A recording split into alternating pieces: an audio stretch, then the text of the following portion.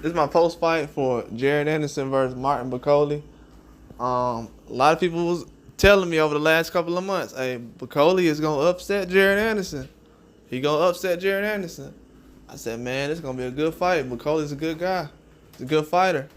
And I'm gonna tell you guys, one thing that caught me off guard was Jared Anderson has not fought a fighter who's a big guy, like a 285, 290. He hasn't fought a big guy like that in a fight. And I feel like that was one thing that worried me about him fighting in this fight with Bakole. And another thing was Bakole outpunching him, which he did in this fight. Bakole was landing a lot more. He was not chasing.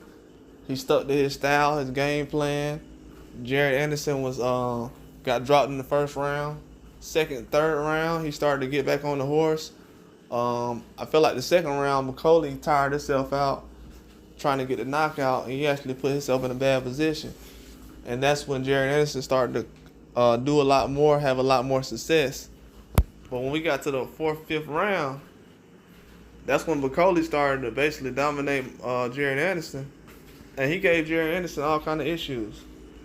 Jared Anderson is not the type of fighter to where he needs to be standing in front of a guy like Bakole. He's not that big. For him not to be that big and to be standing in front of Bakole like that, that was a huge problem for me. I'm talking about Bakole is way too big for Jared Anderson to be standing right there. And that caused a lot of issues. His corner should have been telling him from the beginning, hey man, you cannot stand right here with this guy just sitting right here like that. You cannot do it. This is a very tough fighter. You cannot sit in the pocket and just risk everything like that and have him just tee off on you like that. But at the end of the day, Jared Anderson, he ran into those problems. He did not really switch anything up. He recovered very well. Kept getting dropped. I don't know, man. I don't want to say he gave in, but it's like he never tried to do anything else. And it was like, I'm just gonna get dropped by going forward. He was still being aggressive. He was being a man about the situation, but you got to switch up your game plan, man. You got to figure something out. This is boxing. It's way too skilled to be fighting. And I noticed what people said he was fighting like a smaller weight guy. But I think Jared Anderson did a good job bouncing back. His chin was not suspect. It's just that he never had nothing to switch up Bakole dropping him.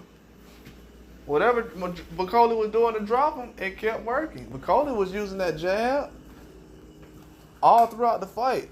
He was doing a very good job with that jab. And Jared Anderson had no answer for it. Got demolished with a jab. Couldn't move. Bakole was not running. He was not trying to hurry up and cut out the ring.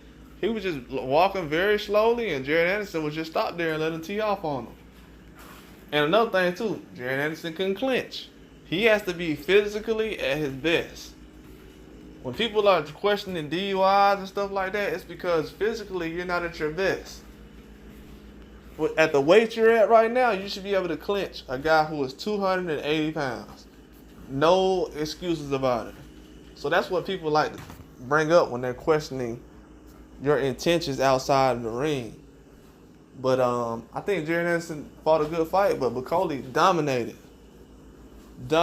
He fought like a beast, like everybody been saying he is. He fought like a beast. Shout out to BN. He been telling everybody to bet on Bakole all day. But Bakole came out and dominated, man. He came out, got the knockout. He knocked Jared Anderson down a couple of times, but in the fifth round, he finished him off, man, went for the KO. And Jared Anderson was done. I think he knocked him down 3 times in that round. So he got to get back to the drawing board. But that's all I got. Like and subscribe.